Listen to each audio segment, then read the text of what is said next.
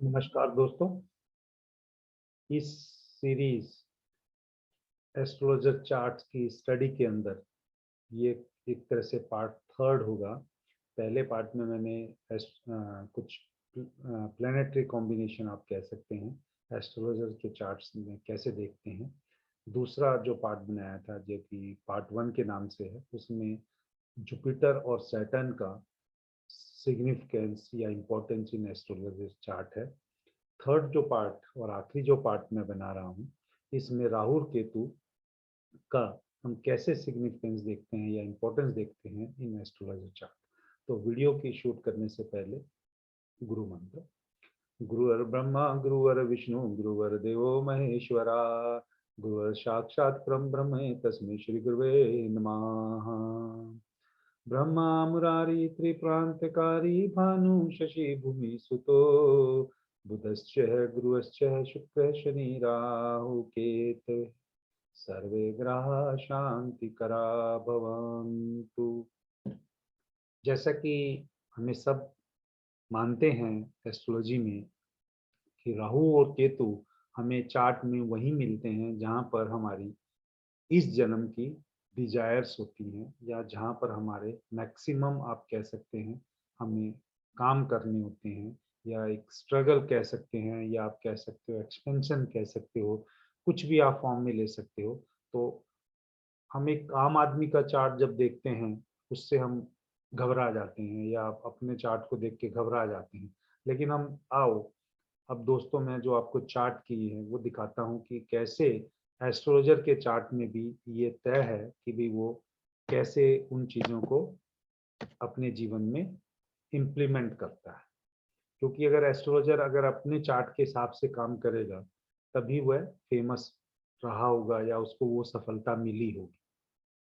तो ये चार्ट वही 6 चार्ट हैं जो मैंने जुपिटर और सैटर्न के केस में लिए थे ताकि लोगों को कंटिन्यूटी मिले। और ये सभी फेमस चार्ट्स हैं, रिनाउंड चार्ट्स हैं एस्ट्रोलॉजी के। आप कह सकते हैं कि बहुत ही स्तंभ टाइप के, मतलब आप कह सकते हैं जिन्होंने बहुत बड़ा योगदान दिया है किसी भी फॉर्म में, चाहे वो उसको बढ़ाने की फॉर्म में है या कॉमर्शियल फॉर्म में है या लोगों को मोटिवेट करने के लिए है या एक एस्ट्रोलॉजी एज ए प्रोफेशन लेने के लिए है। तो अलग अलग सभी के सिग्निफिकेंस को देखते हुए, और ये सभी जो चार्ट हैं वैदिक एस्ट्रोलॉजी के अलावा जो भी वैदिक एस्ट्रोलॉजी में पार्ट आगे बनते गए हैं उन उन पार्ट्स में, अलग अलग पार्ट्स में भी ये एस्ट्रोलॉजर रहे हैं। लेकिन वो यहाँ पर हमारा टॉपिक नहीं है। टॉपिक सिर्फ यहाँ पर ये है कि देखते हैं राहु और केतु का एक एस्ट्रोलॉजर के चार्ट में क्या है। सबसे पहले जो स्टार्टिंग करते हुए मैं आपको बताना चाहता हूँ कि राहु का पाइसिस साइन में होना, वैसे तो कहते हैं कि अगर 12th हाउस में अगर राहु हो तो बहुत से लोग उसको अच्छा नहीं मानते हैं। और आपने देखा भी होगा कि उसके कुछ रेमेडीज करवाई जाती हैं या बताई जाती हैं। लेकिन अगर राहु अगर 12th साइन की बात मैं कर रहा हूँ, अब हाउस की बात नहीं कर रहा हूँ, पाइसिस में है, तो वह जातक को फेमस एस्ट्रोलॉजर की तरफ जरूर लेके जाता है। आप वो कह लीजिए कि भी राहु जहाँ हमें इस जीवन में मिलता है वो हमारी डिजायर है, और जो 12th साइन है वो मोक्ष का है, या 12th साइन जो है हमारा स्पिरिचुअलिटी का है, या हमारे रिलीजन से रिलेटेड या धार्मिक पाठ पूजा से रिलेटेड भी अगर हम देखें, क्योंकि गुरु की राशि है तो उससे संबंधित काम करने के लिए कहता है। अगर ऑब्वियसली आप देखेंगे अगर राहु आपको 12th में मिला है, 12th साइन में है, तो उसके अपोजिट आपका 6 साइन ही होगा। और 6 साइन जो है वो सर्विस का है, और वहां पर केतु आ गया। केतु जहाँ होगा वो आपको बहुत ही, आप कह सकते हैं कि केतु जहाँ आपको कुंडली में मिलता है वहां आपको सरेंडर करना पड़ता है, या वहां पर आपको स्वार्थ भाव से सेवा करनी पड़ती है। तो ये जो आप कहना, मैं यहाँ कहना चाहूंगा कि जो 6-12 की एक्सिस है, ये हाउस कोई भी होगा, उस हाउस को अभी हम नहीं लेते हैं। लेकिन अगर एक क्योंकि एस्ट्रोलॉजर के चार्ट के हिसाब से कह रहे हैं कि 6th हाउस, तो अगर यहाँ देखेंगे इस चार्ट के हिसाब से तो पाइसी साइन मिला है काल पुरुष का, ये अगर करेंगे तो यहाँ पर वो 12th राशि आ जाएगी इसके चार्ट के हिसाब से।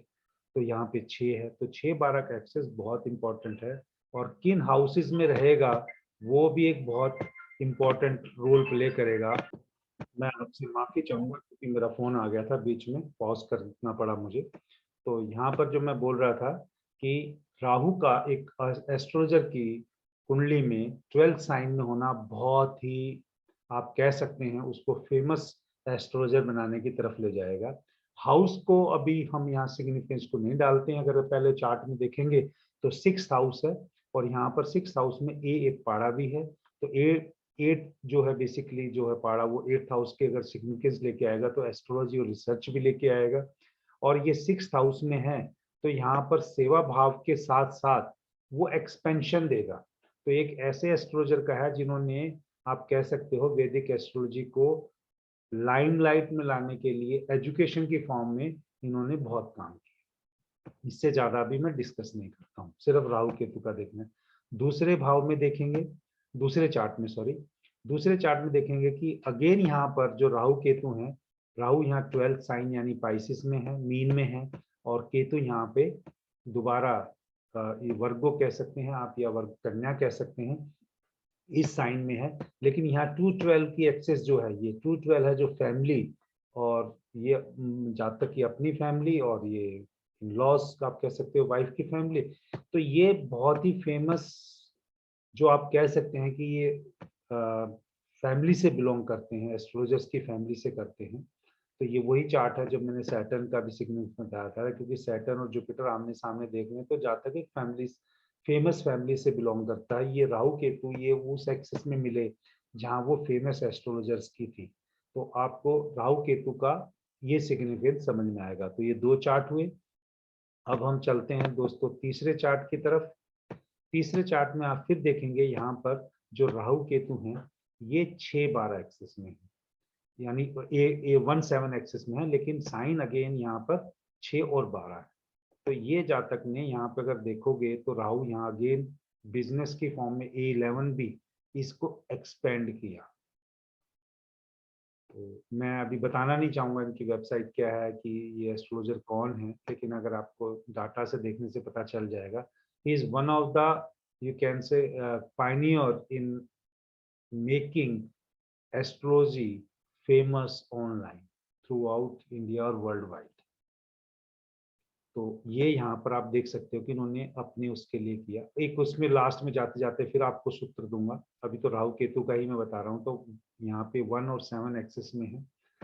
यहाँ इस दूसरी में आते हैं, यहाँ पर भी राहु जो है यहाँ पर जो है 1-7 एक्सिस में है, लेकिन यहाँ पर राहु जो है वो मरकरी साइन में है, और केतु यहाँ पर ये सजिटेरियस साइन में। इससे पहले जो आपको 3 चार्ट दिखाए हैं, ये वाले 1, 2 और ये 3, इन सब में राहु जो था वो 12th में था, यानी गुरु जुपिटर के साइन में था, और जो केतु था जो वो वर्गो में था, यानी मरकरी के साइन में था। लेकिन यहाँ पर चेंज हुआ है, आप देखेंगे कि यहाँ पर राहु जो है वो मरकरी के साइन में है।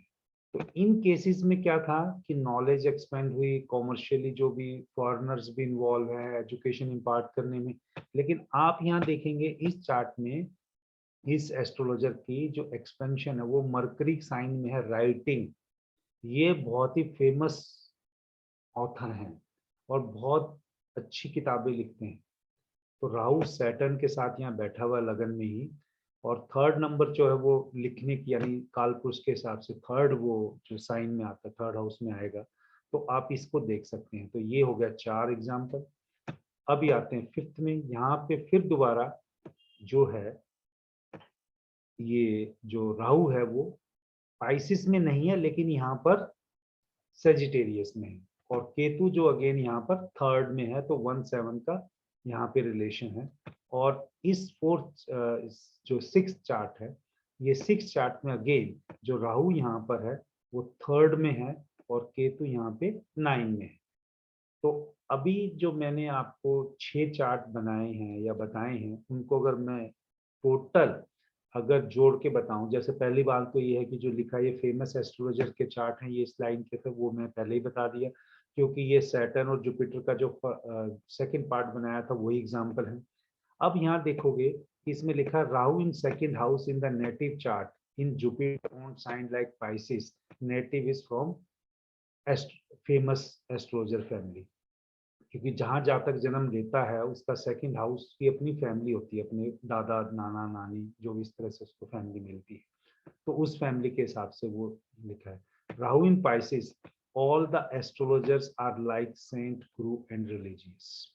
तो जितनों का भी जो मैंने आपको पहले 3 चार्ट बताए थे, 3 चार्ट में 1 2 3 में उसमें राहु पाइसिस में था, एक में फिर आके चेंज हुआ, फिर उसके बाद फिर राहु वापस जो आप कह सकते हैं 4 चार्ट में 5th चार्ट में सेजिटेरियस साइन में था, बाकी 2 रिमेनिंग में राहु जो है वो मरकरी के साइन में था।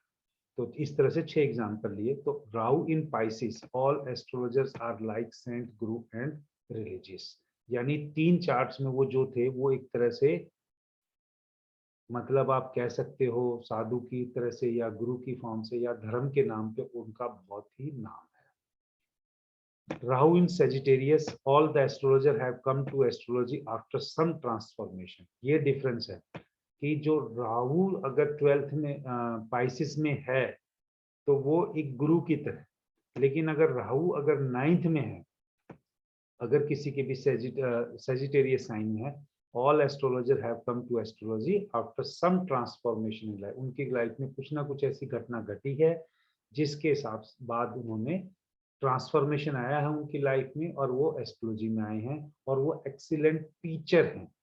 वो प्रैक्टिस नहीं करते हैं एस्ट्रोलॉजी की, या मतलब जिस तरह से प्रिडिक्शन नहीं देते हैं या कॉमर्शियली वो सर्विसेज नहीं देते हैं, बट दे आर कॉमर्शियली जो एस्ट्रोलॉजी की एजुकेशन इम्पार्ट करते हैं। या आप ये कह सकते हैं एस्ट्रोलॉजी उनका सेकंड काम है, मेन जो काम उनका जॉब या कोई और बिजनेस है। तो इस तरीके से आप राहु केतु का इम्पोर्टेंस मैंने इन 6 एग्जाम्पल के द्वारा एस्ट्रोलॉजर के चार्ट से बताया। तो उम्मीद करता हूं कि आपको ये वीडियो पसंद आया होगा। तो ये वीडियो जब आपको मिलेगा 1 जनवरी को, तो नया साल आपका आरंभ हो चुका होगा।